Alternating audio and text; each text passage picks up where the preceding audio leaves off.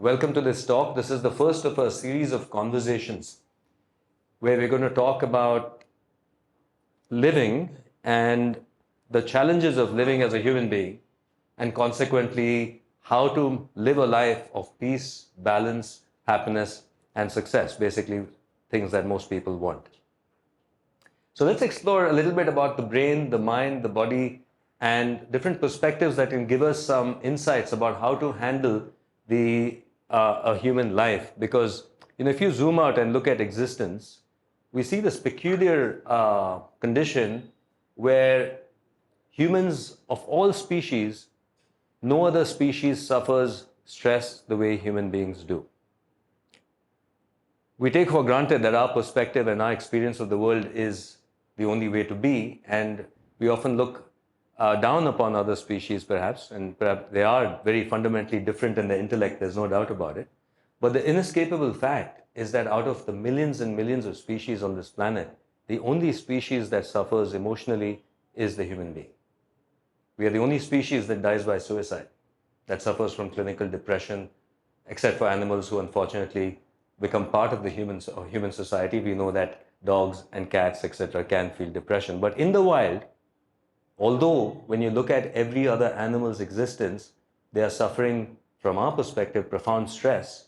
When you look at their physiology, their brain, you realize that they don't suffer from chronic stress.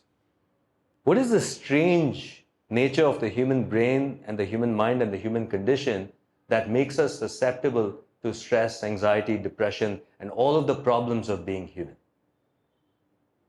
The same thing that makes it hard for us and that causes us suffering and pain, which is our brain and our peculiar neurology, is also the opportunity and gateway for transformation. Other animals do not have autonomy. They do not have the level of awareness that human beings have. And so many of them, if they are fortunate enough and they're living with a nice person, a human being who's taking care of them, or perhaps they're in the wild and everything is beautiful, then they are not suffering. But if they are suffering, they cannot change that, they cannot contemplate that, and they cannot get out of that in the same way that the human being can shape and craft his or her destiny. We have liberation which is unprecedented in evolution, and it is the same ability to liberate and to have awareness that is causing us existential pain.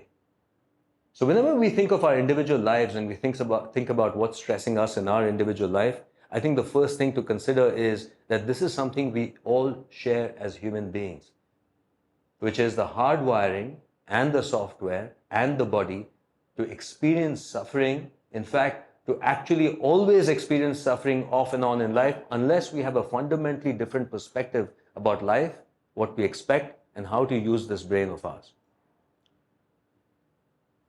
Stress is omnipresent now. It has become the new normal. In fact, I think that in many workplaces, I joke that if you happen to go to work and you don't look stressed, I don't know how long you will last in employment, because I feel that people equate stress with productivity and doing something significant. And we have accepted stress as the new normal, especially if we are in the world to get something from this. Especially if we have ambitions and aspirations, we assume that stress is a part of that journey.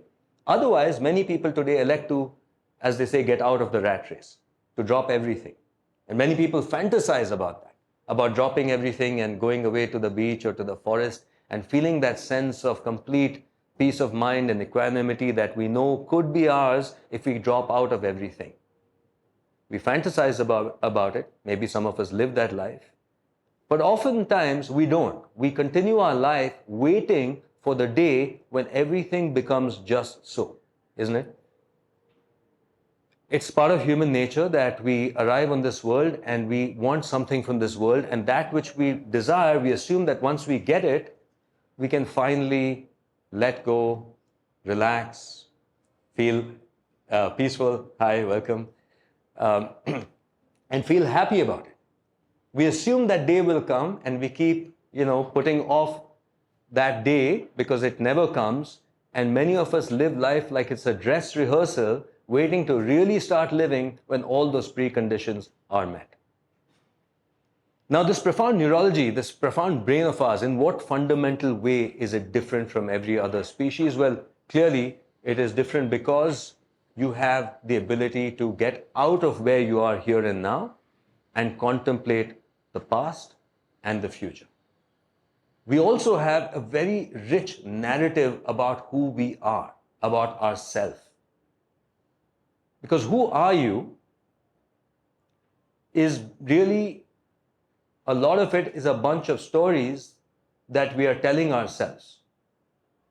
We have rich narratives about who we are. And that's easy to investigate this. It's a fact. Because if I ask you right here and right now, if you could just let go of the past, let's wipe out the past, and the future that isn't here and is not real in that sense, let us just stop thinking about it for a moment and come very deeply into what your senses are telling you right here, right now. Who are you in this moment without the past and the future? What is your sense of self? You have a felt sense, but without that narrative, there really isn't a rich story to tell ourselves. Now, the human brain is a modular kind of brain. It was not created at one time to fulfill all of our goals or to manage our lives efficiently. It was created over millennia of evolution. So you have one neural network that does something well. If it survives and it's fit in that sense, it's appropriate for the environment, it gets passed on to other species. You have another layer on top of it, another layer, on and on, right?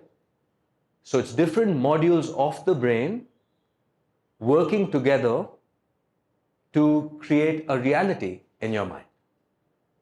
And I want you to ask yourself, if you believe, what do you believe? Do you believe that what you're seeing right now is reality? Do you believe that your brain is like a mirror that is just showing you what's out there? Or do you think that the brain is creating your reality? What do you believe? We are taught by implicitly through science, through just our own kind of sense of the world, that the brain is showing me reality. We assume that, right? That if my brain is showing me, and if I'm sane, then what I'm seeing is reality. But let's investigate that by a simple thought experiment and by simple observation, okay? So I want you to close your eyes for a moment, and I'm going to play a sound. And I want you to experience the sound, and then we're going to investigate what that experience is like.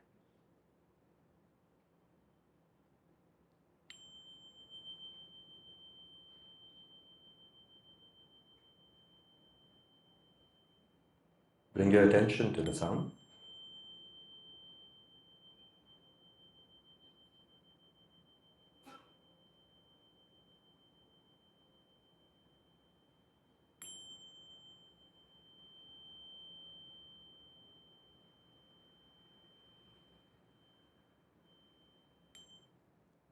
You can open your eyes. I want you to reflect on what you experienced and ask yourself the question, was I hearing something that was out there, and was I hearing something that exists without me? Or is the experience that you just had, is it dependent on your presence? That old Zen koan, when a tree falls in a forest and there's nobody there to hear it, did it make a sound? When a tree falls in a forest and there's nobody there to hear it, did it make a sound? Is a profound question because it is getting into the nature of reality. So what happened just now? If nobody was there was no animal here that could hear, and this same thing happened, is there a sound or is there no sound? What do you think? Feel free to share. There is a sound? Both are required. Both are required.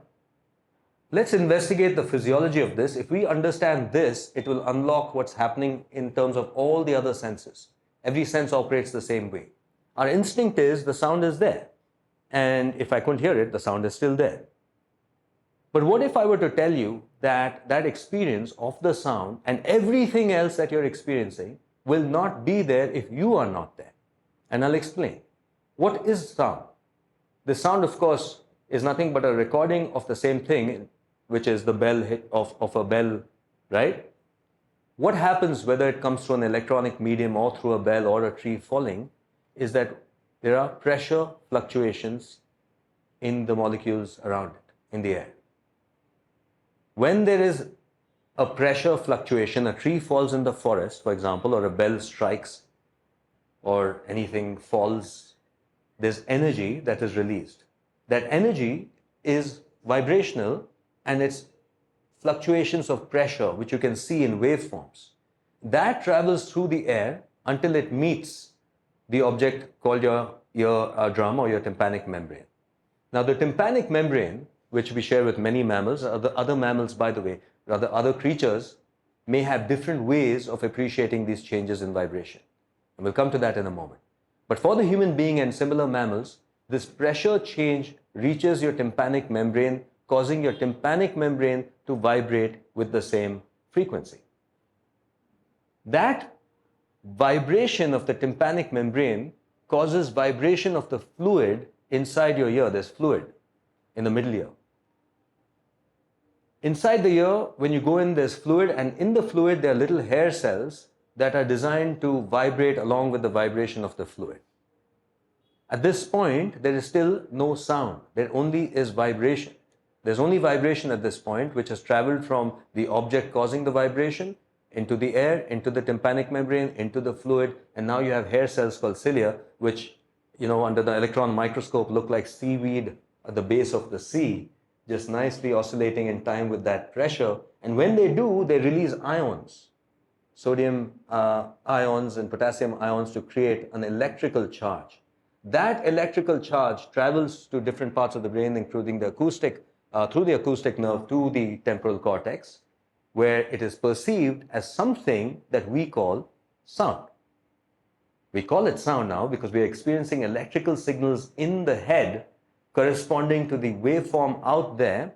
So ultimately, you're experiencing something in your head which was created using the energy of that vibration, and using this particular kind of neural apparatus became the experience of sound. So do you see how without this neural apparatus, there's just vibration and there is no sound? And that another animal, which for example has feelers instead of ears, would not say that they are hearing sound if they could express it. They would probably call it something else. But it serves the same evolutionary function. The same thing is happening with all our senses. With sight, with touch, with taste, and sound.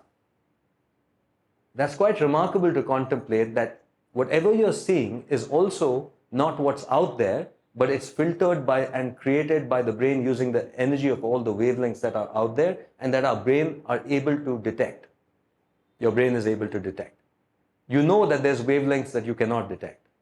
We can hear only a narrow spectrum of sound. We see only a narrow part of the visual, our visual spectrum is only a narrow part of the entire spectrum of electromagnetic radiation. Same thing with touch. What we call touch depends on the interaction between the density of your body and the density of the other. In other words, even texture, hard, soft, all of these are relative terms. They are not absolute terms. I often like to imagine what is happening at the periphery of my consciousness, because I can't see that. As soon as I look, I see an object. But actually what's out there is infinite electromagnetic radiation of all kinds of spectrums. Only some of it I have evolved to see. We have evolved to see, touch, taste, hear. So can we appreciate that the world we already occupy because of our brain is a narrow corner of the entire energy out there?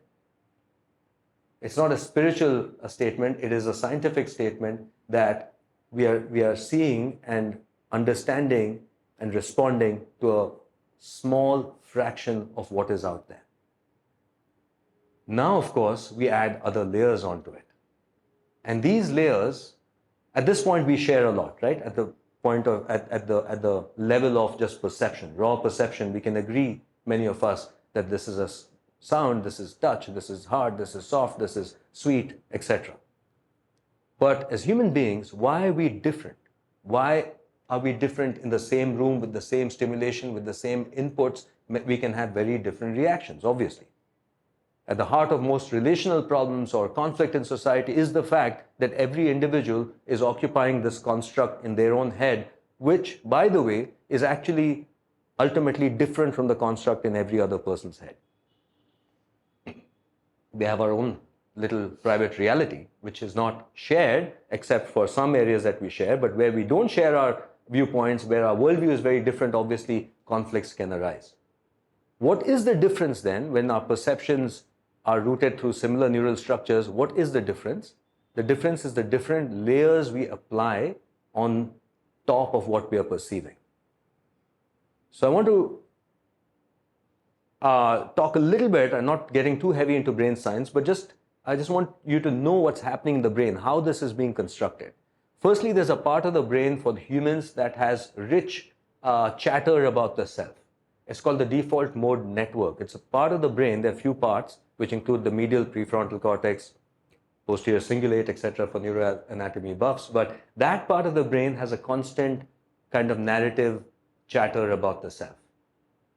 In Indian psychology, and by the way, I'm as a psychiatrist and as a physician, I have been fascinated by the insight from our own ancient culture about the mind, and saddened that Western psychiatry or much of India itself doesn't appreciate these insights. Now, in Indian psychology, they talk about different modules and what they do, and I'll come to that and how that aligns with neuroscience. So you have a part of the brain that is talking about the self, that's chattering about the self. In Indian psychology, that's called Ahamkara, the part of the mind that creates the I, the sense of I. The sense of I is still one of the strangest things for human beings, and consciousness itself is a very difficult and problem to solve from a neuroscience perspective about how does flesh and blood become something conscious? How do electrical charge become the strange, ineffable quality of being here and being human? And you know, the more AI develops, by the way, the more we will ask these fundamental questions about how and why are we different from AI? In what way are you going to be different from the bionic robotic thing that is as intelligent and that can mimic empathy and compassion, probably better than most human beings, by the way? I'm already amazed and startled. I was chatting with ChatGPT the other day just to see how, I'm starting to call it she, is as a therapist. You know, so there's so much empathy, so much compassion, tireless, any time of day and night. You can reach out. And by the way, already ChatGPT is saying things that I would be proud of, you know, as a therapist. Wow, very good, great insight. But as you keep talking, you realize something, that ChatGPT is empathic, but it is empathic because it can never bleed, it cannot hurt, it cannot die, and therefore that empathy is empty. When a therapist is empathic, it's because we are human beings who are part of the same existential struggle as our clients, as the people we see in our office. We have more, you know, the same existential challenges and problems. And when one human being connects with another human being and says, I see you, I understand you, I feel your pain, it is different from when ChatGPT says it, because that robot, that AI can never die, it can never bleed, it can never suffer, and hence its empathy ultimately is empty. What separates us from machines is the fact that we are not here forever, is the fact that we are changing constantly. And this existential problem, and it is a problem because, again, going back to the point that this is a human problem, no other species has to contemplate or be aware of its mortality in quite the same way. Other species are engineered or evolved to avert threat. They have a deep intrinsic desire, obviously, to be alive in that sense and to evade threat and death. But the contemplation of mortality, the knowledge of mortality, the knowledge that time is ticking and it's not forever and that change is happening, that is a uniquely human conundrum. Right? And that is what makes us different from ChatGPT, from AI and all of that. But here's the deal. Your brain is also, in a sense, a bit like a computer, and it's also a bit like a computer that we have very little understanding about, and it is determining our life. Now, in the West, the presumption has always been that there is such a thing as an I, that when a client walks into a therapist's office, or when you think about the self-help perspective from the West, and how are you supposed to solve life's problems, Well, the implicit idea is that in order to manage life, you have to get stronger as an individual. You have to know yourself better, you have to set your boundaries better, you have to be stronger, and that strength will take you far in life. That's very different from what the East was talking about. What the East said, which is so profound and so different from the West, was that our problems come because of this sense of I.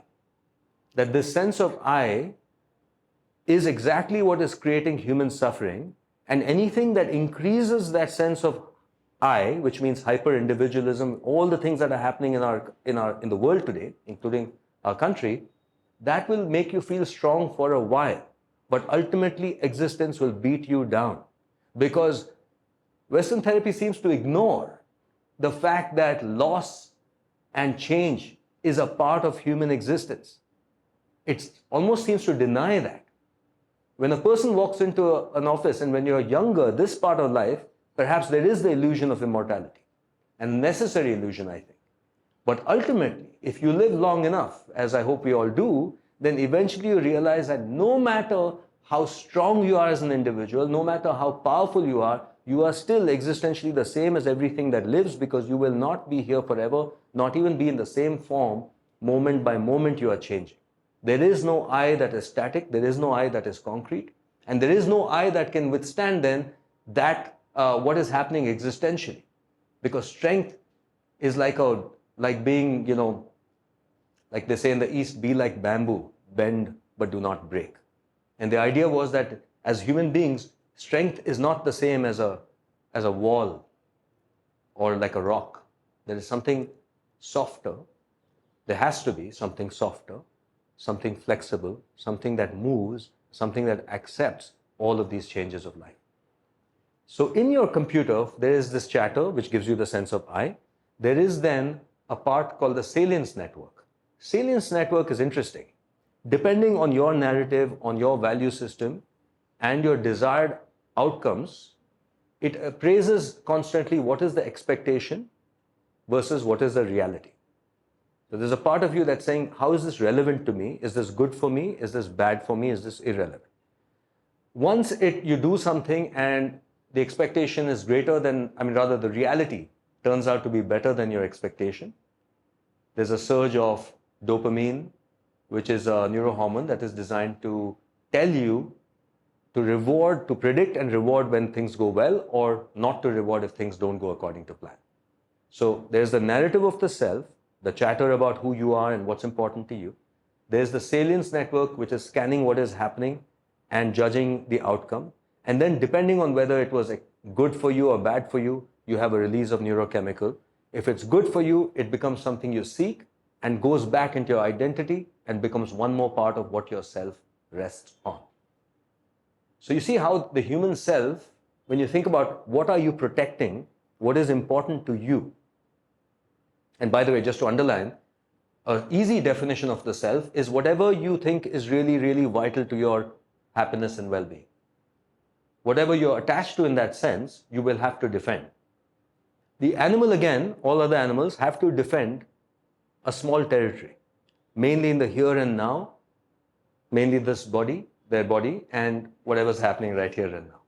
The human being, because the sense of self, because the mind is so amazing, consider your own sense of self. Consider all the people, the things, the outcomes that you're attached to in order to feel a sense of safety and security. It travels far and wide. Because, what do we all stress about? We stress about the same things as human beings. We stress about health, maybe, success, status, finances, relationships, right? Mainly. And then you stress about other people you care about, their health, their finances, their well-being, etc. And then obviously, all these worries are not in the here and now. You think about what's going to happen to you 2 years from now, 5 years from now, 10 years from now, 20 years from now.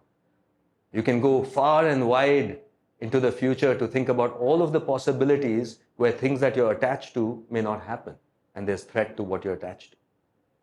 So asking yourself this question is important. What is my sense of self attached to in order to feel safe and secure? And how many people's behaviors and how many other things have to happen in order for me to feel safe, secure, and happy? An easy recipe for unhappiness and stress is when many things that are important to my happiness is outside my control. It is based on someone else's behavior, on their reaction, on something happening. Now, what happens then is that all of these threats to the self is connected with deeper parts of the brain that is, again, not very sophisticated.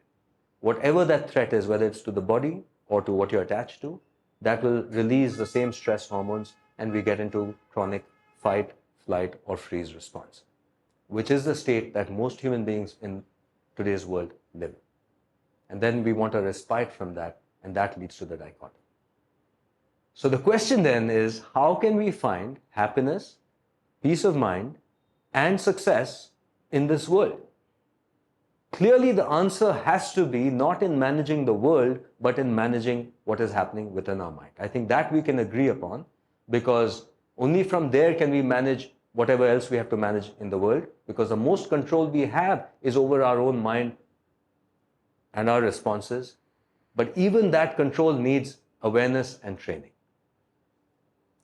So my sort of argument is, my actually sincere belief is that maybe 20, 30 years ago, much of the world could get by without knowing the operating manual of their own mind and brain.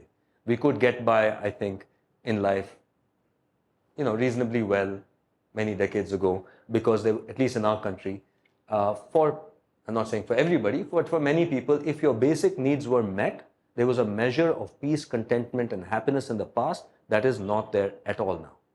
Getting our basic needs met is only the first step in revealing greater struggles. The person who is searching for food has a very concrete problem. It is a deep suffering, and I hope nobody has to go hungry, but the solution there is to get food.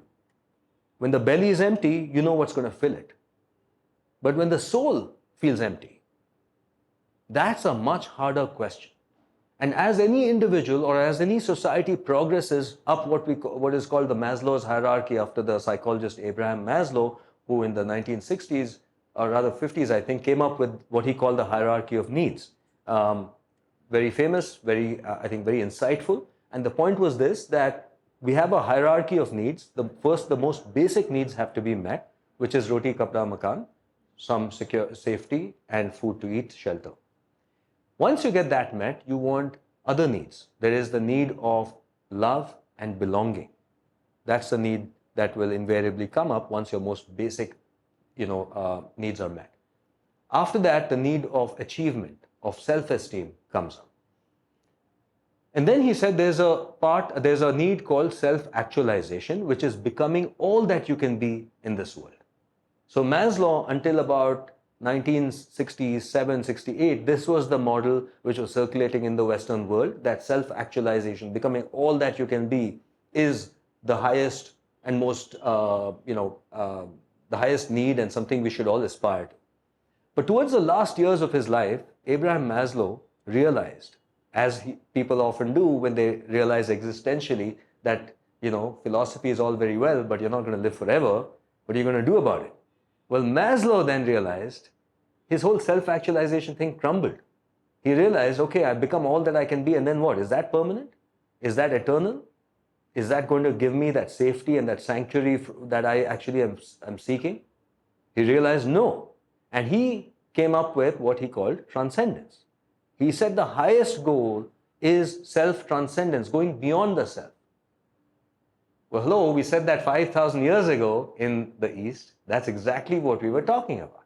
We said only in transcendence can you find moksha, bliss, true happiness. As long as you're trapped by this idea of who you think you are, what we call Maya actually, it's an illusion in the sense it's not real, in the sense that reality is eternal, right? If we believe that, then we're going to suffer stress. So when Maslow realized that, he had to acknowledge that true happiness isn't transcending the self. The problem was Maslow still was so, I think, inculcated in Western thought, so he put transcendence on the top of actualization. And I think that the highest goal for a lot of people now is actually enlightenment and transcendence. And you can't, seek transcendence as one more goal of the ego. Transcendence is not about becoming better than. And there is a mythology, not just in the West, I think around the world, of, that enlightenment is some, magical place and something that makes you better than other human beings. And therefore, many people who are renouncing ego in the pursuit of enlightenment have only replaced one egoic pursuit with another one, which is now I want to be free of ego. I want to be so great that I am the universe. So you see, it cannot be on top. Transcendence is not on top, it is beyond. You can, and people have, the rich texts of people who, in different situations, even in poverty, suddenly found enlightenment. They suddenly found their true nature. And by the way, I don't think I've said that clearly. The true nature of the self in the East was what you will be and what you will experience when you are not I. Sorry, I sound like one controversial Guruji when I use words like that. The you and you. But I think I want you to understand this, that vocabulary sometimes, right, semantics is limiting.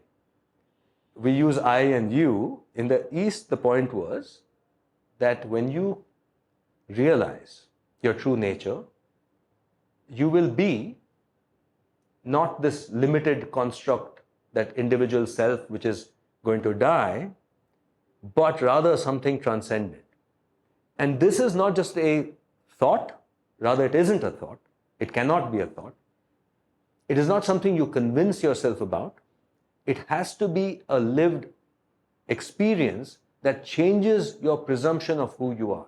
Just in the same way that a child that learns how to walk feels different, or a person who's learned how to swim feels what that floating feels like, or a person who's learning how to cycle knows what balance feels like. We have been taught by Western culture and by contemporary culture, which includes all of technology and all of science, that knowing your true nature will become a knowledge, an articulated knowledge, something that you can say. And in fact, if you go to the West and if you look at therapy, a lot of therapy there, and a lot of people in this journey of self-awareness, they seem to get to a place where they can describe themselves in long lists, of who they are and what they are and why they are and all of this stuff. But what we are talking about is something much deeper. It is a felt sense of how you fit into this world. And when I talked about these different parts of the brain, they are not immune from all the influences from society. Today's society is designed to make the individual separate from everything else. That is one of the downsides of capitalistic society. Capitalism is an amazing system in many ways because I don't know if there's a better system. I'm not an economist. But with free market and competition comes certain very toxic elements, and that we have to understand how to deal with it. One is, there is a sense of hyper-individualism, a sense of heightening your sense of self and your own individual journey to maximize what you can get out of life.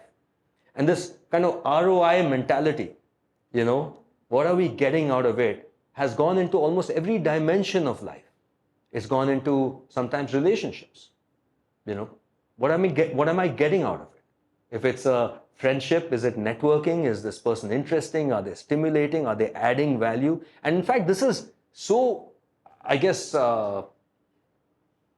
ordinary now that it's almost not worth commenting. But when we reflect on it, it's a strange way to approach relationships. Because even love, when you ask people, what do you tell me about love?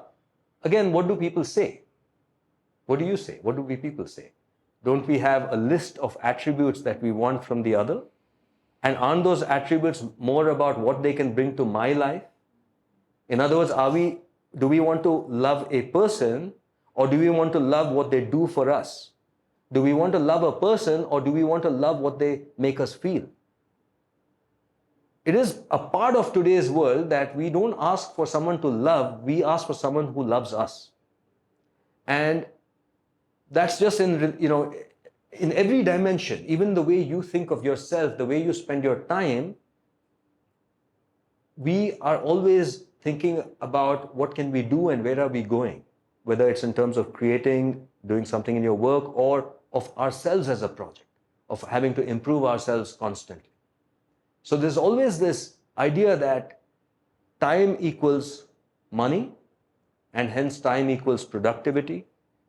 and that your value is determined by what you contribute into, in a material way, or what impact you can make. And none of this is wrong. I'm just saying that this is one aspect of the self that has been very heightened by today's world.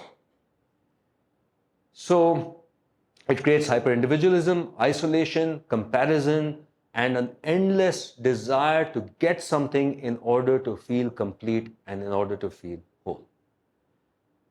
So if we want peace of mind, balance, and success, then there are certain things that intuitively will start to make sense when you think about the way your mind is constructed and the way the world is. If we go with the way that we have conditioned to go, then everything will be conditional. We are attempting to get something in order to feel better. And obviously, we get something, and then what happens? Either we are scared we'll lose it, or we get bored of it. There's literally only two outcomes when you get what you want. If you really get what you want and it's amazing, then you're going to be really scared night and day that it's going to be taken away from you. And if you're not scared, then chances are, after a while, you're off on another chase. Because your brain, our brain, my brain, is hardwired that way. This is what makes us so different from other species. This is why it's actually, to me, bizarre that we have almost the same kind of biology, and we have created such a complex, rich world in terms of, technology, even the space we are in, and the ideas that we are talking about, right? So either when we get something, either we get disillusioned or we are off on another chase. And so on and on it goes until the runway is over, until this mortal life has to necessarily come to an end at a time and a place and a manner that we do not know. Now, I see with the way that conversation on social media is going about aging and death, and you get the feeling that many people are losing their minds about existential reality, that yes, my brother, you may have $1 billion, or you may, but you are going to perish just like every other being.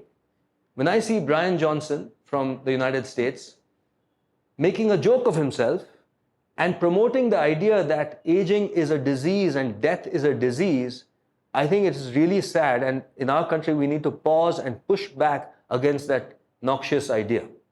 The idea that aging is a disease, that death is in that sense something that we can cure and we must fight against, is a dangerous idea, and it's against the ethos of our society. And every rich old society had great value for the old. Elderly people were not looked down upon, they were valued. Their wisdom, the lines on their face which reflected the many battles that they had gone through, they brought a certain very important element to the conversation and to society. But obviously what's happened now, we are in a youth-obsessed culture, and we are in a culture where the conversation is that, guys, be scared about aging, be scared of your mortality. The human being who is immortal will cease to be a human being. The human being who is immortal will probably be more machine than human being. Can we attain that? Yes. But is that still human? Not in the same way that you and I are human. Definitely not. Because a big part of being human is all of these existential problems. And to take that position is very toxic, because then instead of seeing the whole journey for what it is and enjoying each aspect and appreciating each aspect of this journey, it means that we have become anxious about the existential journey, and they have conditioned us now to become even better consumers of products that can give you youth, anti-aging, and all of the other things that are definitely bound to come up. So I know it's not a common thing in our country. I know our country is quite different, but I'm alarmed by the number of people now who start to think, as I get older, of aging as a disease rather than an inevitable part of a beautiful life that is made beautiful because of its very transient nature. Because I want you to contemplate one more thing. If you were immortal, and if you are right now, think of yourself as immortal, which is you're going to live now forever and ever. Forever and ever. Thousands of years from now. I know that a lot of people may not sign up for that. We say we don't want to die, and yes, we don't. We want to live a happy life. But let me give you immortality, and oh my God, it seems so bleak. There is no meaning to a movie without an end. There is no movie to there's no meaning to a song that does not stop. And there's no meaning to a life that is interminable and that has no end, because then there's no context. And so as much as we rail about some of these existential problems, if you ask what could be a better situation, well, maybe there isn't a better situation. So the way I see it, when we got this brain, it was like God, the universe, whatever created us, the energy, gave our soul a virtual reality headset. It put us on that headset was our brain and our body and our neural limitations. We put on this, we came from infinity, and we came into a narrow, finite slice of the world, and we are all, from the beginning, when we were born, we were trying to survive. Deep in our brains, that the reason that fight or flight is there is because in every living being, there is this desire to survive. Even if you look at a unicellular organism, it's amazing. It has no brain really, the amoeba, but you put acid, it'll move away. Every living thing attempts to survive, from the virus to the amoeba to complex organisms like us. So from the beginning, we were put with this virtual reality headset, given all of these conditions, and deep in our brain is the whisper, you must survive, you must survive, you must survive at all costs. And when we were young, we had no cognitive idea. Our higher part of the brain that could understand various things was not working. You were living instinctively. You were living from a very emotional level, sensing whether there's danger or sensing whether there was security. And brains are hardwired towards sensing more danger than safety. The bias is towards sensing danger because it's important for you not to miss danger. It's okay if you think something that is innocuous is dangerous.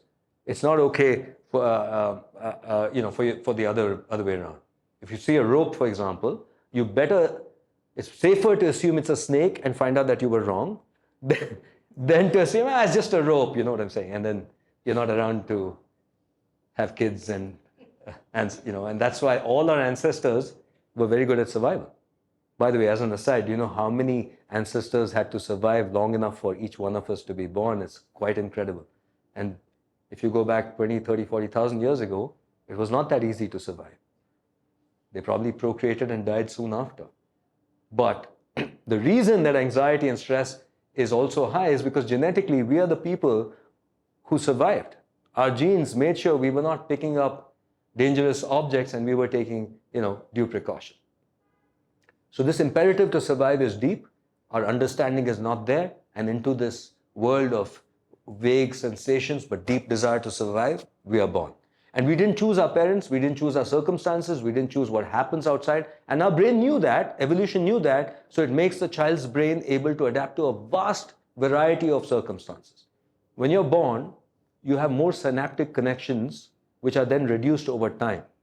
So it's first like this network that can adapt to whatever, and then circuits that are used over and over again will stay, and other circuits which are not used will be pruned.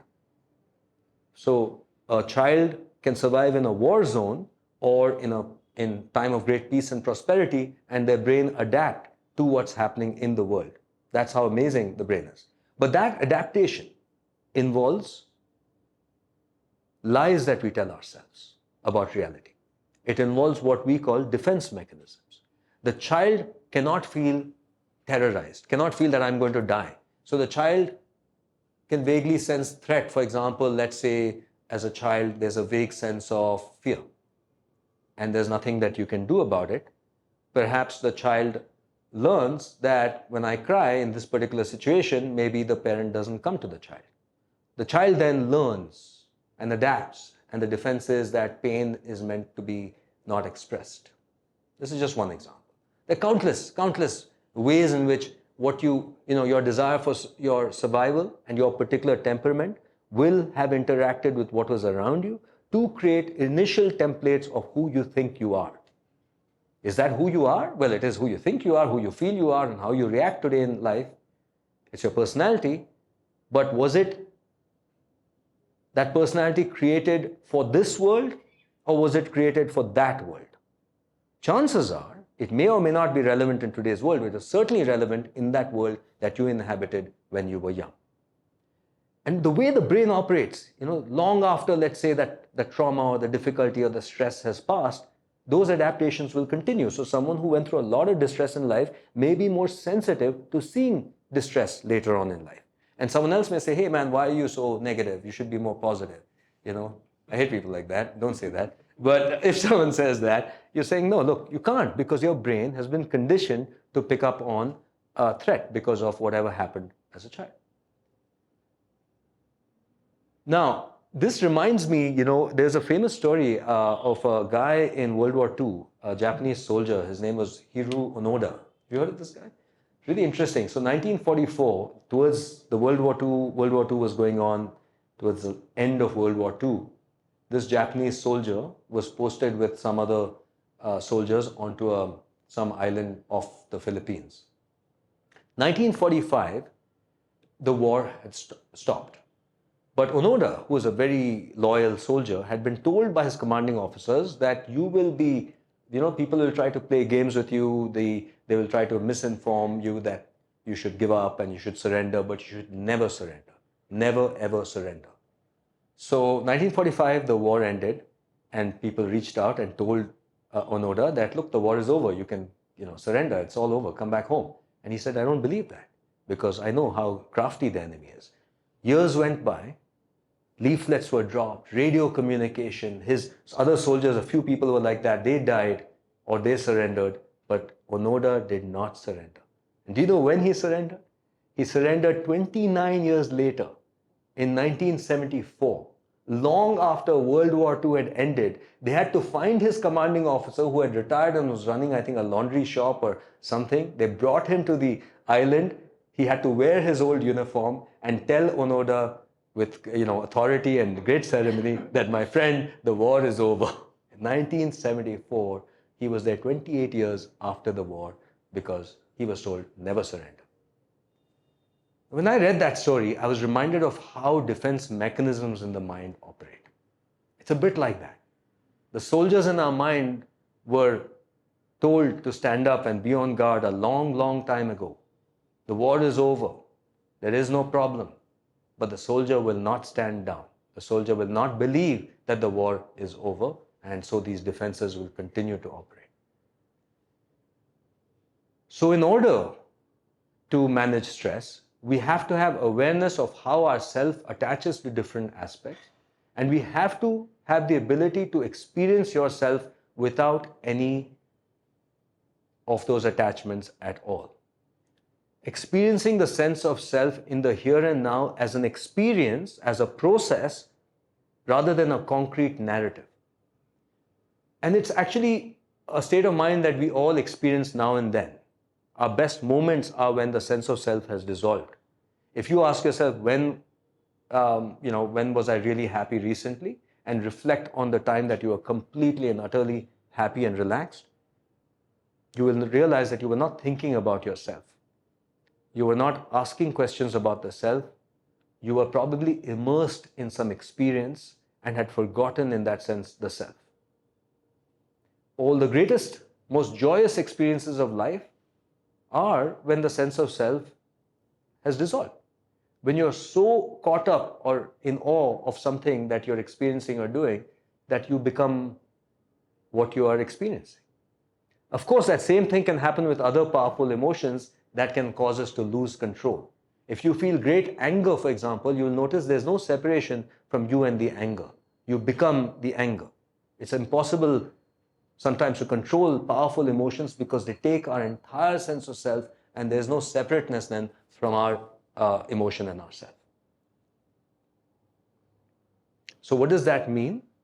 That means that in order to manage stress, in order to transform stress rather into joy, your sense of self has to feel complete, safe, secure, and relaxed without needing anything from the world.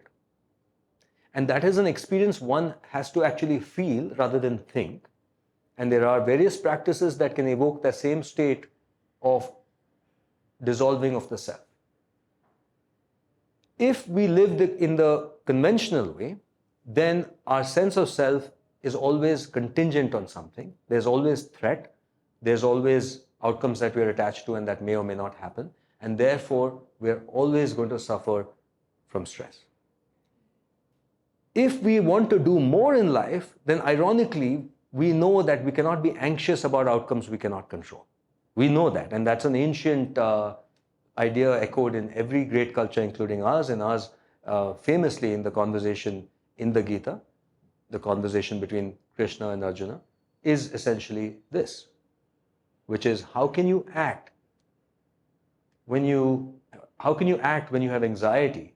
And what is the answer? The answer is that you cannot attach to the fruits of your efforts, that the outcome is not under your control. Hence, if the sense of self is contingent on that, you may have a problem.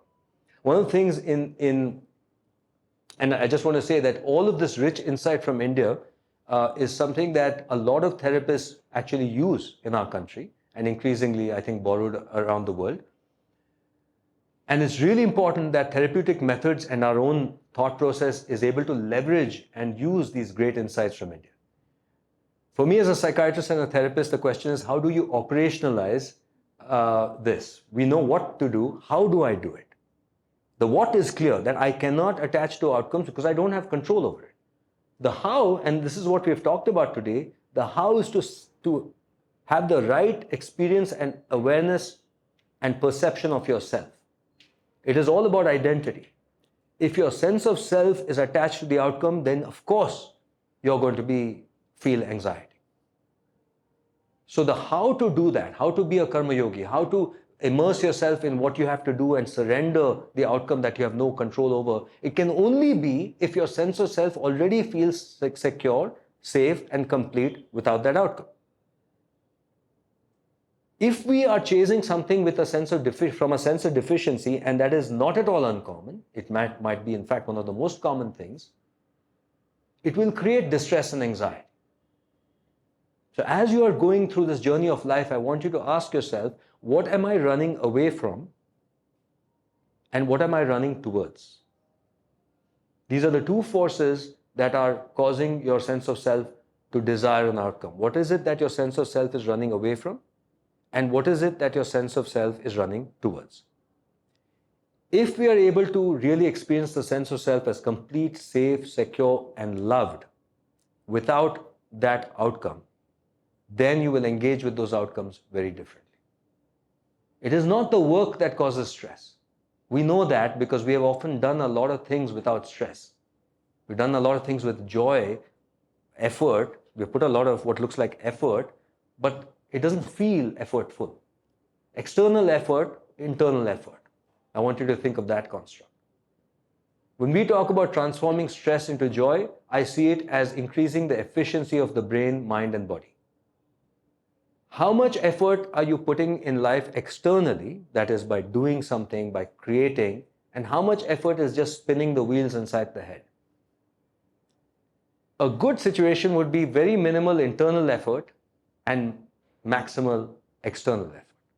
That internal effort occurs because of all these goings on in the mind when the sense of self is attached, when different parts of the self are fighting, and instead of feeling that sense of relaxation within, we feel a lot of anxiety. So you can think of stress as internal effort. You can think of relaxation as decreasing internal effort and greater efficiency. And you can think about stress as resulting, the equation would be stress equals attachment into threat. Stress equals attachment into threat. What am I attached to? To what degree? Into what is the threat to that? And happiness, a good formula is reality divided by expectations. Okay? So either increase the reality or decrease the expectations. Stress equals threat into attachment, and happiness equals reality into expectations, divided by expectations rather. And all of these things are happening because of values that your parts of your brain are consigning on what's happening and what you want. So the whole game of life is playing with this, that the mind will attach, the mind has desires, And with every time you attach to something and you desire something, there has to be consequently fear of loss or another desire that you have to chase. This is our neural chemistry. So the whole game of life then is to acknowledge this is happening, to find that center which is still, which is relaxed, which is complete, and then you have to then from that place navigate this place of attachment and detachment.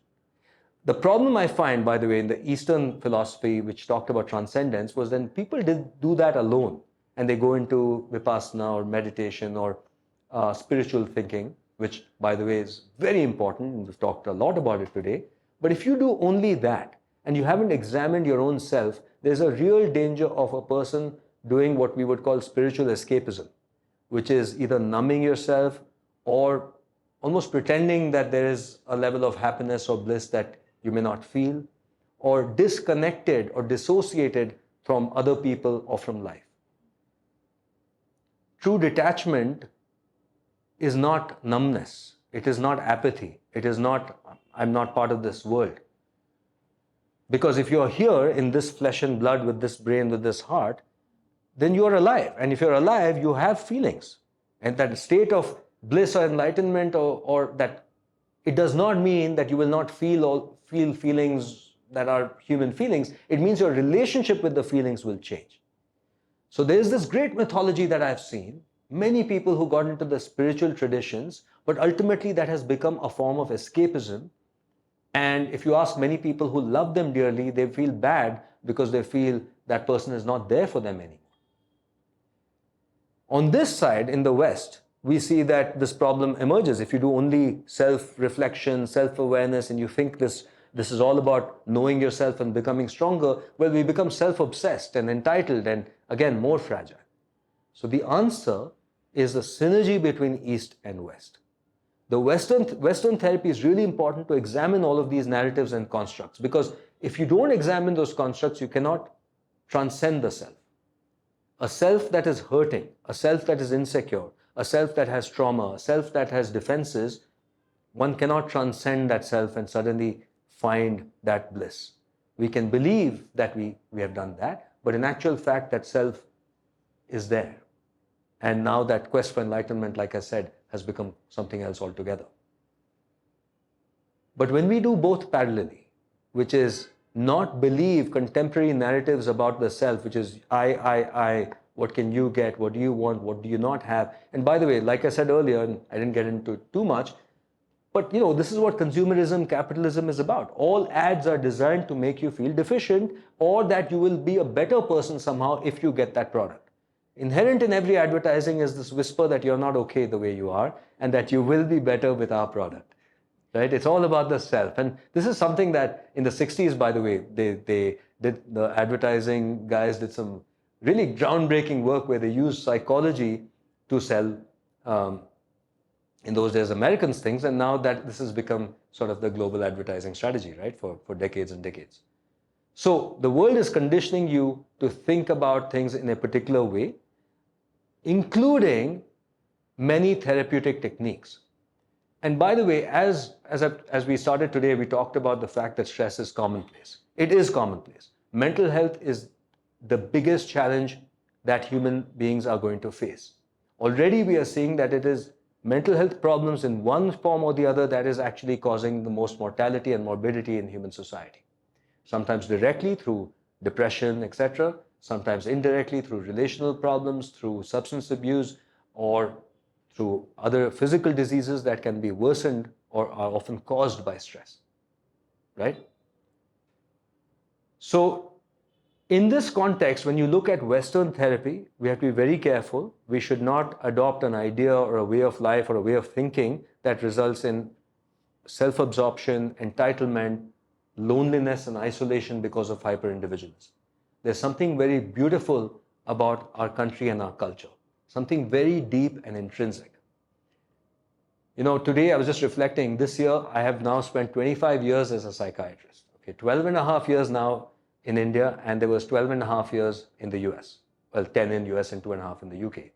And so it's a good time for me to sort of compare and contrast the cultures, psychiatry, the mind, etc. What I'm seeing is in India, which increasingly is in danger of becoming like the America that I knew and that the America that it has become even more so now. What we can never forget and what we should really bring back is very implicit ideas about the self and about community and about happiness. It's not something that we articulate because it's so much part of our culture. When I lived in America, it became very clear to me that this is a frighteningly lonely and isolated country. And every aspect of society seemed to reflect that. From, you'd go to a restaurant to have a meal. And I realized that if we were going to have a meal the way we do in India, they would say, oh, you want family style. They call that family style eating. As opposed to normal style, which is your food, my food is my food. It's completely plated that way. You see how the cuisine reflects individualism and the culture, just like our culture, our cuisine reflects community and sharing. So every aspect of society seemed to emphasize the separateness. I saw how parents raise their child. When the child is 1 or 2 and can barely do anything, they're giving the child choice, autonomy.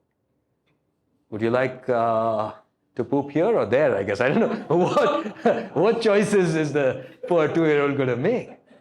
And by the way, choice seems like a great thing, but it is horribly stressful.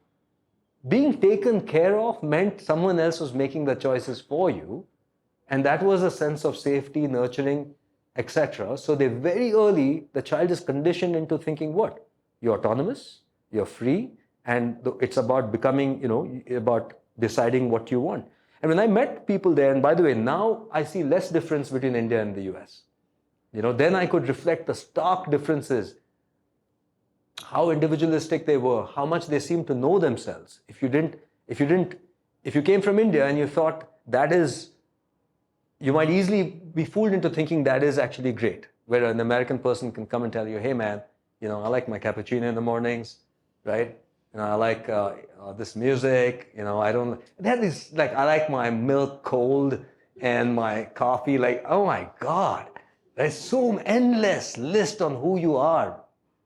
And that is important to them because they've been told and conditioned in thinking this is your real self, and companies love it because this is how they sell stuff.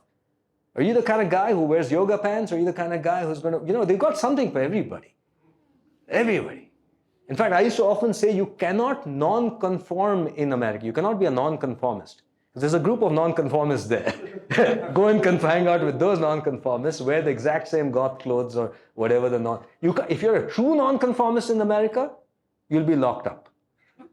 That non-conformism is like the guy is insane, right? Otherwise, there's always a group of people you can hang with.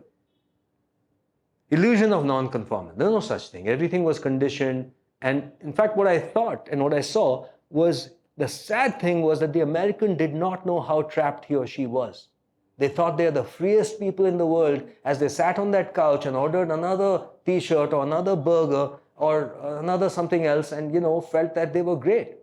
It was so sad because as an Indian psychiatrist, I could see, man, you are trapped. You are trapped worse than all my countrymen there because you believe you are free.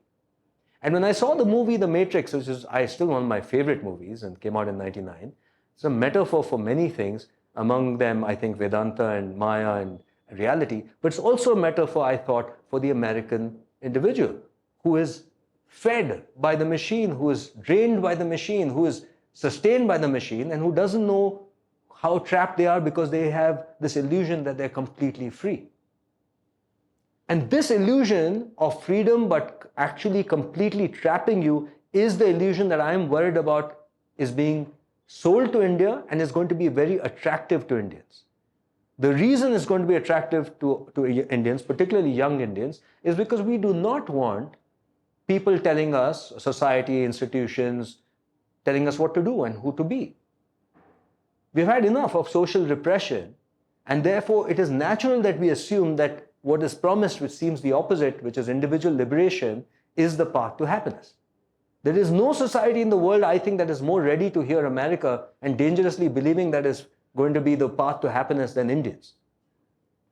And we're already showing signs of that. Because who wants to listen to this uncle talking about transcendence and Vedanta and all this? Unless you say it with an American accent, then it might be cool. Right? But otherwise, we believe, time has come. Now finally, I get to be myself. I dress how I want, I talk how I want, I eat what I want, I do what I want, I have relationships the way I want, blah, blah, blah, blah. Fair enough. For a while it seems better, more freeing, more really you than the institutions and socialist India telling you what to do and who to marry and what to wear and where to, etc., etc. Yes, it is more liberating than that. But they have subverted that freedom by co-opting it into a more subtle structure of the self, one where we will believe we are free as we chase what this society has told us is valuable. Do we really think that people are free in the United States of America or in any culture that follows those ideals? Or do we not see that they are trapped in their hunger for approval and status and likes on Instagram and seem to lack the ability to actually do and what they can? In other words, your ability to do all that you can and need to do in this life means that one cannot be just self-indulgent. It means that one has to look at other things like, what is this all about? What is your purpose?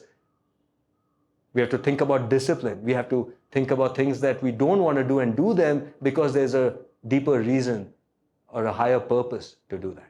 So this culture of individualism, this culture that do what feels good, this culture that do what feels right, this culture where you are the most important person in the universe and you're the center of the universe and that you have to be a winner and you will take all, is a very dangerous idea for our country.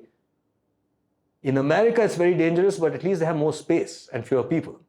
300 million people with 3 times the land, area is very different. And we are more protected because for centuries, we've had this different perspective. But the moment we start asserting our own individual self in quite the same way, I think we'll have a lot of problems. So I believe that we are on the threshold in this country. This is a very important turning point in our country. It is the same time in our country that the United States faced post-World War II. Post-World War II, America redefined itself. And it became the culture and the country that we see today. We, in the sense, are in that time where increasing number of people are part of a global economy and a global marketplace. But we have to approach our task, our goals, with a very different sensibility. And I think it has become really important for each of us to cultivate what the East called buddhi. Buddhi meant clear, calm awareness. We are living in a world where increasingly it's going to become difficult to tell truth from lie, from fact from fiction. Already, when you see a video, you can't tell, right, whether it's true or not true. Imagine we went from a world where there was no technology and consequently the only thing you could believe was if you saw it, to a lot of technology and information and you could know everything that was happening around the world, to a full circle where, hey, you can't really believe it until you see it for yourself and then you might not be able to convince anyone else of the fact. It's the post-truth world, as we say. And in this world where truth, who knows what that is? Where society itself, by the way, I'll submit, is ill and toxic. Where for the first time in history, I can tell you that is a person well adjusted to society mentally healthy? Not necessarily. That was the definition of mental health. Are you adjusted to society, my friend? Well, then you are mentally healthy. Today, it might be quite the opposite. If you say society is nuts, this is mad, I wouldn't blame you. What is going on in the world today? It's quite bizarre. So many things are, quite strange. So in this kind of world, what we need more than ever is the calm, clear awareness called buddhi, which means what? It means discernment, which means knowing yourself and the world. It means breaking through all the defenses and the constructs that are not true. It means reflecting on our values and asking ourselves what is true for me. It means examining things in this journey for yourself rather than just hearing people, including myself. Okay? Because I think the final analysis, if something is true, it has to feel true. And you have to live it and feel it. I know we have a tight cutoff, so I'm going to pause here and take questions. I'll just leave you with this couple of thoughts. So, buddhi has to be cultivated. Buddhi is a calm, clear awareness that is outside ahamkara, which is the sense of I. It is outside the emotions and the past and the future and the anxieties and the fears. If all of those cloud one's awareness, then we don't have clarity. Cultivating clarity means taking this, doing this, rather venturing on this journey of self-awareness, investigating your deepest held beliefs, your values, and using this understanding to let go of beliefs that are not serving your purpose.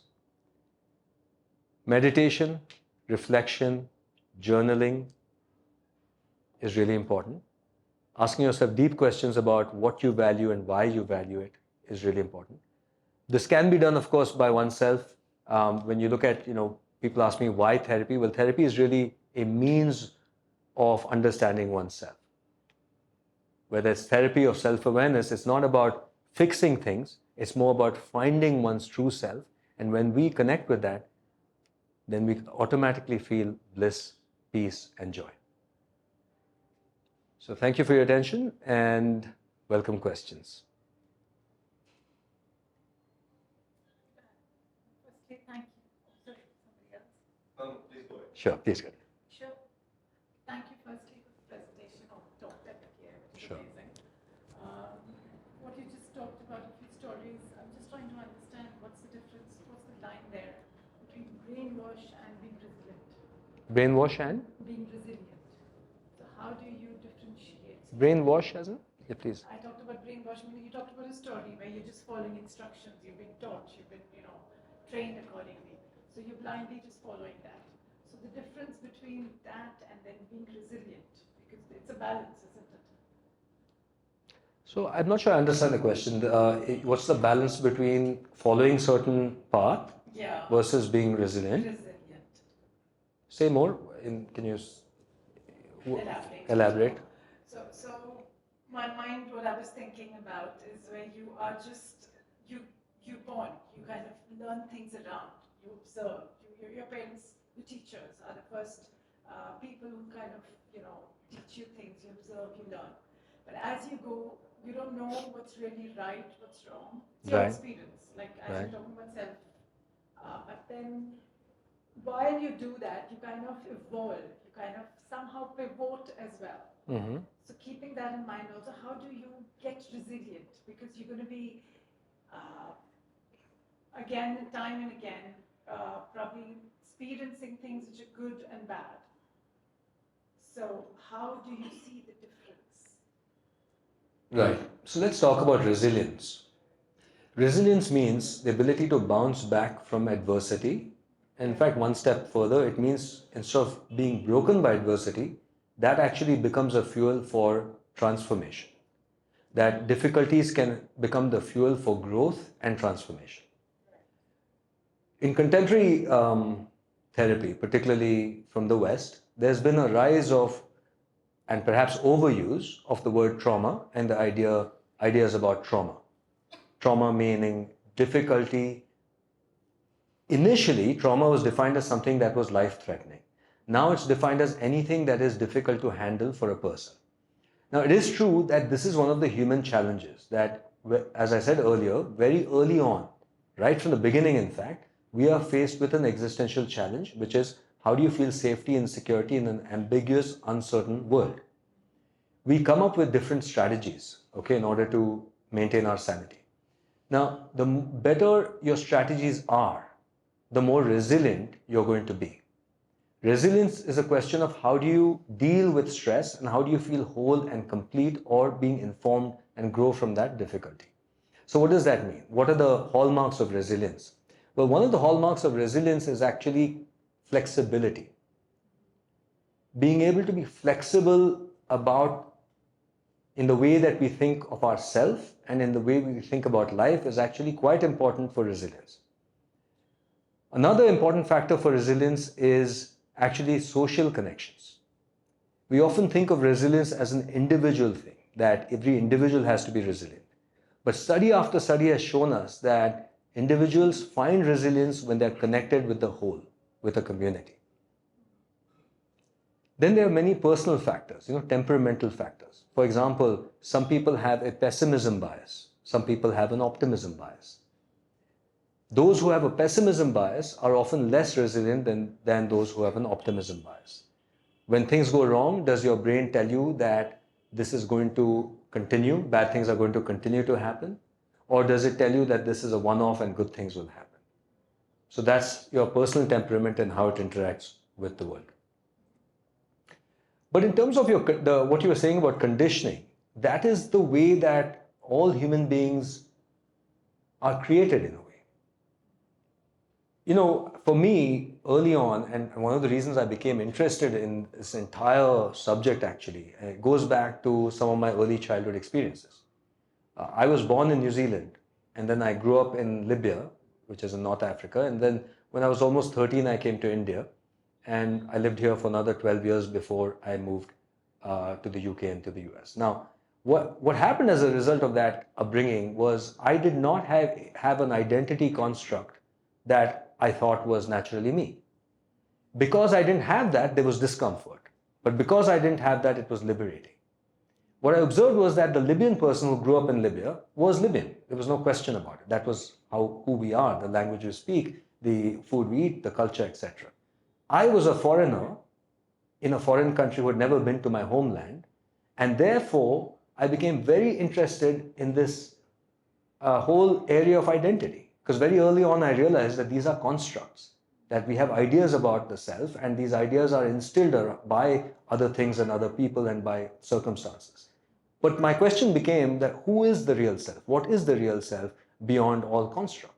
So for me, this search, which led me to Vedanta and to Indian philosophy, as well as into psychiatry and internal medicine, which was mind and body training in the Western medicine side and Eastern philosophy, was because it came from a deep existential question, which was to resolve this feeling of who are we ultimately? And what are we without ideas? So many people actually will begin the journey of transformation when the constructs that they have are broken. I see that all the time in therapy. Say a person is attached a lot to a relationship, the relationship ends, or a job ends, or something else, there's a big loss. It is traumatic. It is extremely painful because what has been changed or attacked is the sense of self. That conditioning you talked about.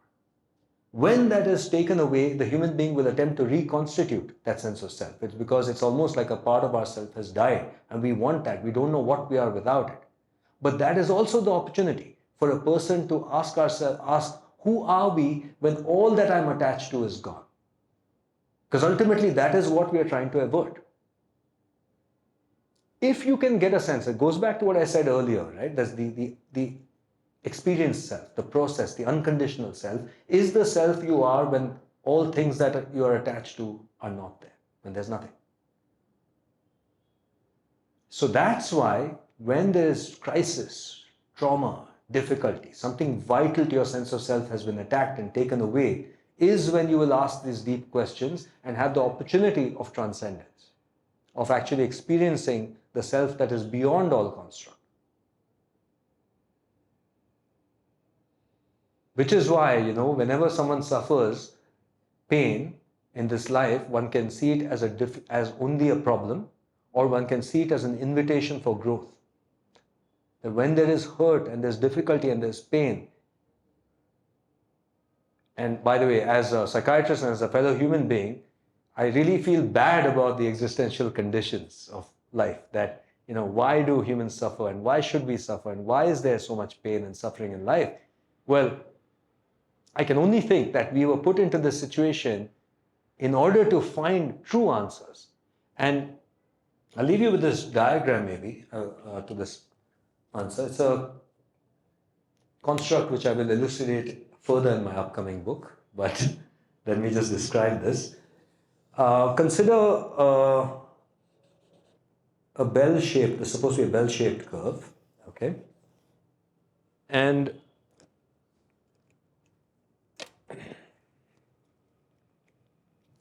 okay, so there's the y-axis and the x-axis. My engineer friends will be impressed. This is Let's call this the amount of suffering. Okay? And let's call this awareness. Okay? We're all born here. The bliss of ignorance, where our awareness is limited and hence we are relatively happy. This is where a lot of animals, when they're not being taught, when they're being treated properly, are. This is where the child, if they have a good environment, is. This is where we may have been, probably were, in our mother's womb.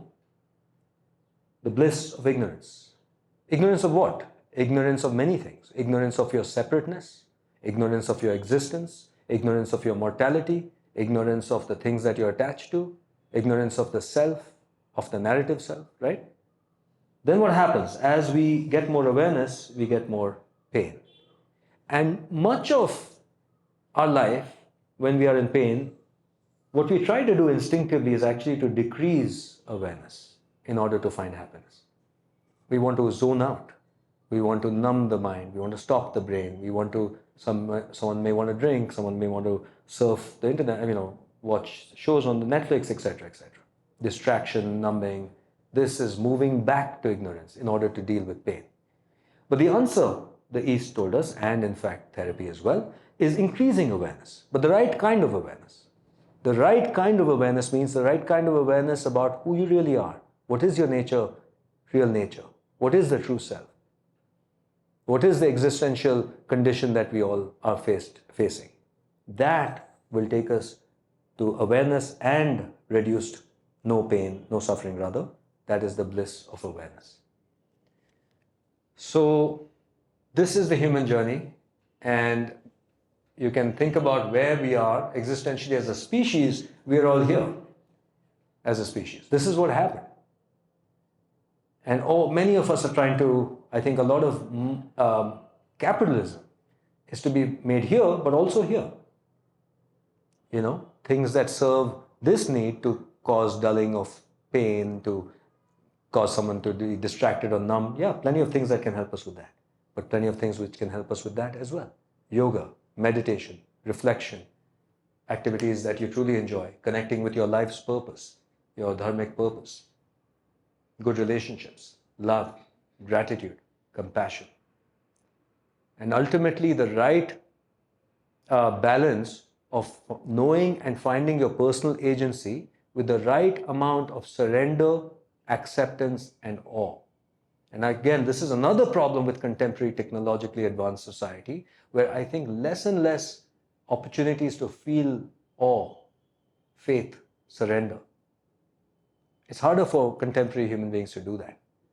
And all ancient societies had that. In fact, they probably regularly looked out at the night sky and stared at wonder at what was there. A sense of awe, a sense of both humility and magnificence. We've lost all of that mystery, that awe, that wonder. Everything is explained by science and by technology. And what isn't, we feel, will be explained anyway. And in all of this, it seems that the magic is gone, the mystery is gone, the awe is gone.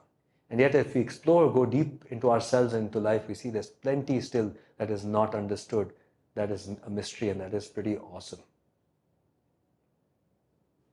Thank you. That was beautiful. Thank you. Okay.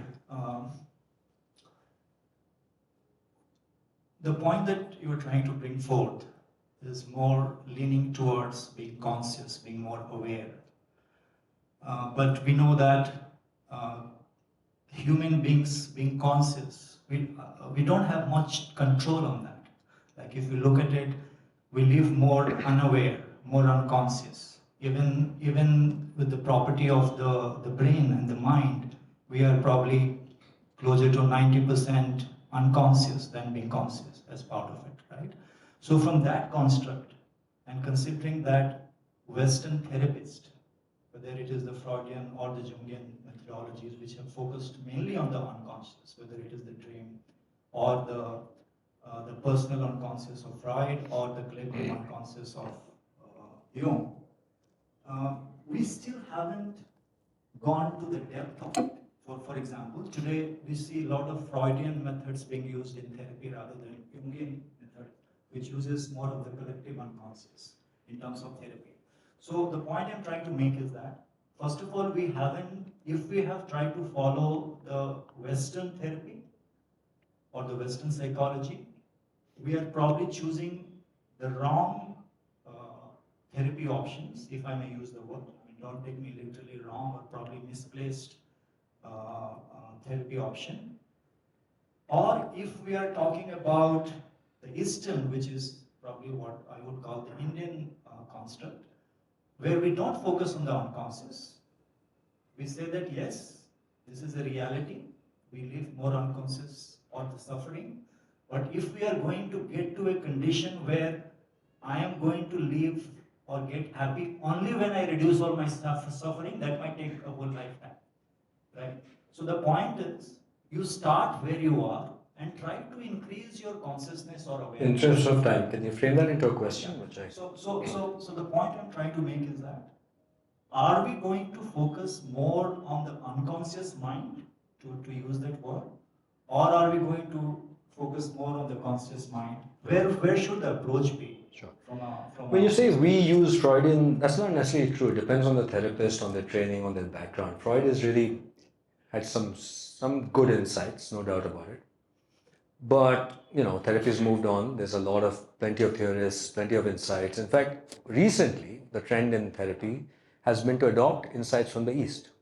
Most of the new wave therapies adapt, I should say, because they take it and change it a little bit, whether it's mindfulness-based therapy, something called acceptance and commitment therapy, plenty of therapies. In fact, Jung, and you mentioned collective unconscious, Jung was heavily borrowed from Eastern philosophy, although did not understand it fully. But a lot of the ideas were informed by his readings, in fact, of Tantra and various Eastern psychologies. Now, a good therapist will be eclectic in their approach, which is we don't believe in one school. It's not, and sometimes I think people misunderstand therapy. They often see therapy as a medicine. I get asked that question: what kind of therapy will help this particular problem? Does CBT help with this? Does DBT help with this? Well, a good therapist is using different forms or different schools of therapy, different frameworks, but does not believe that that framework captures everything about that person. And of course, that is, it depends on the particular situation, on the goal, on how far the person wants to go, etc., etc. And we employ various techniques. But the goal of different techniques is to actually do a couple of things. One is to ease pain, or rather to ease suffering that comes from belief systems, or implicit or overt. So beliefs don't have to be thoughts. Beliefs and can just be a felt sense. So what we want to do is make sure that the mind is as relaxed as possible by letting go of things that are from the past that are of no relevance, of having that clarity I talked about, which can only come from letting go of defenses, of one's own worldview that is not consistent with reality, and there are certain biases that everybody has that a person has to explore and let go of, etc. So the Western therapy, if you like, is a journey from the conscious, of course, into the subconscious mind.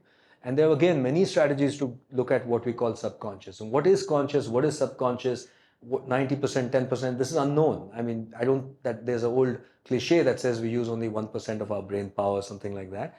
And that's not really true. Every part of your brain is working. But what you're conscious of, what you can consciously do is, of course, quite limited. There's so much wisdom and intelligence in your body.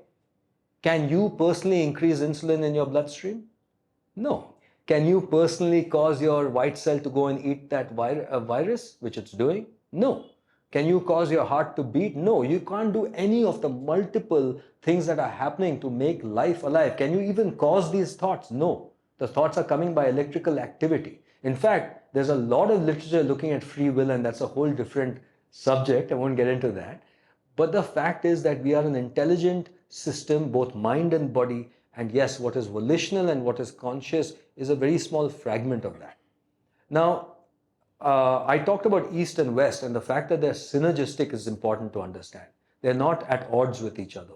In fact, that is my point, that if we don't do both, I think we're in danger one way or the other. In the West, we're going to be trapped by this endless navel gazing and self-absorption, and life will be over by the time we deconstruct ourselves. On the East, we probably will not achieve the clarity of mind required to attain transcendence or true bliss and happiness.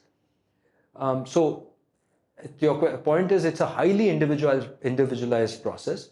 I developed a therapy called integral self-therapy about 12 years ago when I was in the US, which, as I said, because of my journey, my early 20s, I just finished medical school, and 26, I started psychiatry training. By that time, I had personally delved a lot into Eastern philosophy as well. And in the years to come, I started using it in a systematic way, which then became what I call integral self-therapy. We published a couple of papers about integral self-therapy, and part of this foundation's mission is to actually publish more research on integral self-therapy and to educate therapists, train therapists in the right synergy between Eastern and Western therapies. Because as I was saying, we are at this particular cusp in our society where more and more people will rightfully seek therapy and rightfully be on this voyage of self-discovery. But what are the ideas that are informing them? What are the ideas that are informing them in terms of who are you really? What does it mean to be happy? And different values. I cannot emphasize enough how what therapists do in their offices with their clients will become part of mainstream conversation and mainstream value systems. And so it becomes really important, these ideas, sharing them with you, with therapists, so that we as a society come together in the right way to think about ourselves and about what we want to do in this globalized capitalistic world where there are a lot of opportunities for success, but plenty of opportunities for stress as well. So this has to be a social movement. Mental health is a crisis. Every family has at least one person suffering. In fact, as I said earlier, to live in this world is to run the risk of suffering emotionally. And we cannot look just to the West for answers. We have to draw on rich insights from our traditions and integrate them with that. And each one of us actually, I think, and by the way, thank you so much for coming here, because it shows me that you're really interested in the subject of mental health. And I think, therefore, anyone who's taken the time and trouble to come here shows a level of commitment that is a commitment that we need in our society. And every family should have someone who has a lot of insight about life, about the mind, about how to be happy. I don't think our country can ever attain mental health through therapists and psychiatrists alone. I would not want a country where we assume mental health comes from mental health professionals. We are here to help some people, but we don't have enough professionals. What we do have is plenty of people in our country, plenty of people who are wise, who are invested in the community and in society and in their family. So the vision from our foundation is that we empower our society with the right kind of knowledge, which is both Western science as well as Eastern wisdom, and offer people insights that they can use in their life and be a source of support for people around them, as well as, of course, train therapists in this model. And I really think we have to do it, because if not, see, if we don't do it, 20 years from now, there's going to be devastation. You're going to have a bunch of people who are suffering from stress, and you may not see it overtly. You will see signs of it either in terms of social friction, relational problems, accidents, suicide, substance abuse, so on and so forth. I truly believe, though, that we have the collective wisdom, the cultural heritage, and the opportunity now to do things differently, so that 10 to 15 years from now, we have a radically different society where we are pursuing our dreams, we are successful, and we are a compassionate, interconnected, loving society with the right perspective of existence, which includes transcendence. And we have that opportunity, and if we do that, then we are an example to the rest of the world. So this is the opportunity we have, and your participation, your support of this, the mission of this foundation would be highly appreciated. Thank you. And I should say, I just want to thank some special people who have actually supported the foundation. There's Bhavish and Rajalakshmi Agarwal. Thank you very much. Your support means a lot. And and I thank you all for your support. And I'll be reaching out to a bunch of you in future if there are any programs If anyone can help us, volunteer, spread the message, we really, really appreciate it. So thank you so much for coming. It's been a real pleasure. It's a small crowd, but we wanted a small, intimate crowd to begin the conversation about mental health and about how to integrate these insights. I'm going to just spend 2 minutes. We'll just do a little bit of meditation, a little bit of grounding, a little bit of breathing to connect with what we talked about, which is the sense of self that is beyond, all outcomes, the unconditional self. And what you will see, may get a taste of, is this fact that peace and happiness is always there within us. In fact, it is the essence of yourself is peace, happiness, and relaxation. Many times, the idea is that you have to become something. And again, I think that's a more Western idea. They keep talking about this idea, which I hate, the highest version of yourself. That sounds laborious. Make versions of yourself, the highest and the best version of yourself. Look, there are infinite versions or no versions actually of the self. They are, if you like, infinite versions, of course. But ultimately, you are happiness, peace, and bliss. And this is a true thing which you can experience when you let go of distractions and just come into the moment. When you know that, you realize that I don't have to try to become happy. I don't need to get anything to become happy. I don't become a better version in order to become happy. Actually, I just let go of things and I find that happiness, relaxation, and peace is always there within us. This is a very powerful experience and a very important one for all of us to experience, I think. So let's try that. Let's try a little bit of gentle meditation. And meditation is a loaded word, actually. So let's just call it connecting with experience, okay? Because that's what you're going to do. We're not going to get away, we're just going to notice what is happening now. So you can go ahead and close your eyes. That way you can tune in.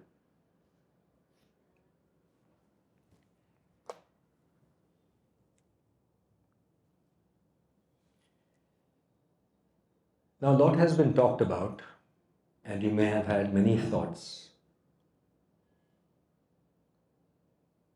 And of course, as humans, we want logical answers. We want to understand things at a logical level. What we're going to connect with now is more from a sense of feeling. And feelings are not words, feelings are not thoughts, they're not verbal. Feelings are beyond words. And as much as you're a thinking individual, you're also a feeling individual. A lot of life is spent waiting, holding, being vigilant, being tense, guarding, resisting, putting in effort. This meditation is an invitation to let go of all of that and to just be.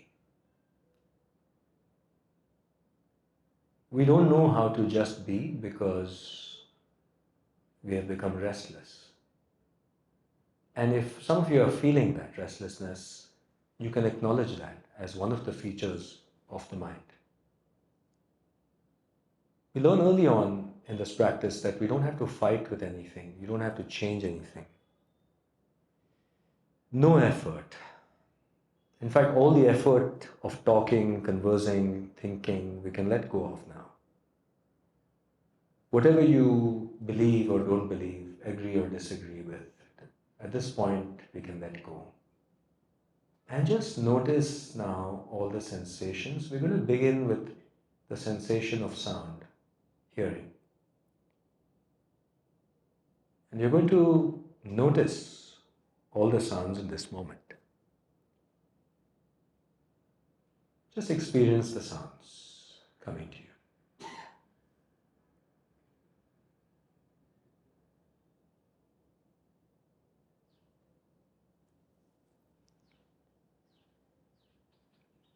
Now your mind may notice the sounds and then go somewhere else. Notice if that happens, bring it back to the sounds.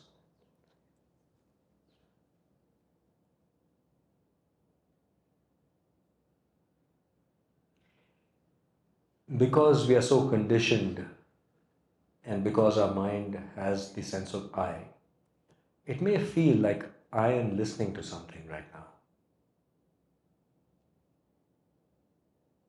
But is there really an I that is listening to this? If that feels like that, just notice and ask yourself, who is the I? Where is the I that is listening? Or is there just this listening, the sound? We don't have to have the sense of I am listening. They can just be listening.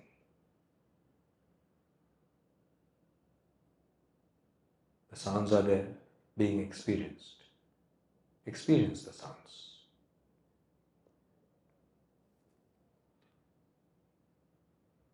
You don't have to do anything. There's no effort in hearing actually. The effort is only in paying attention. So don't try to hear. Just allow the sounds to come to you.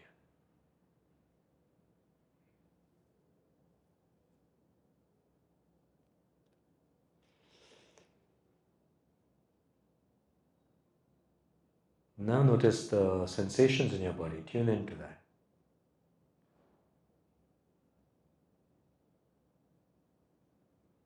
Again, it's not I am noticing sensations. You can just tune into sensations.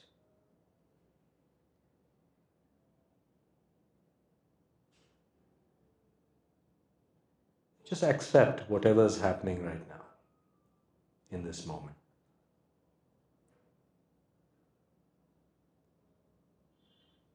Few moments we let go of all thoughts and come into full experience.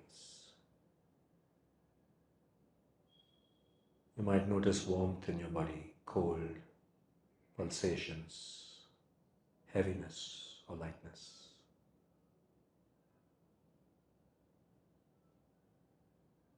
And in this moment, you don't need anything. In this moment, everything is okay just the way it is. In this moment, you are okay just the way you are. And you can allow the breath to leave your body. Each exhalation allowing you to come here fully. And in the here and now, get a taste of the peace and relaxation. Whatever you notice, however slight, is your true nature. And you can return to this place anytime you wish, until you realize that this is who you are. Unconditional peace, lightness, joy. Notice the contact of air on your skin now. Notice light shining through your eyelids. And slowly and gently, you can open your eyes and stretch.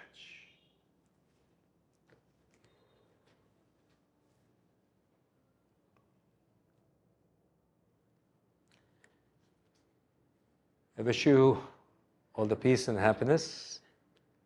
Thank you very much. It's lovely to see you guys and keep you informed of more sessions in the future. Thank you. Take care.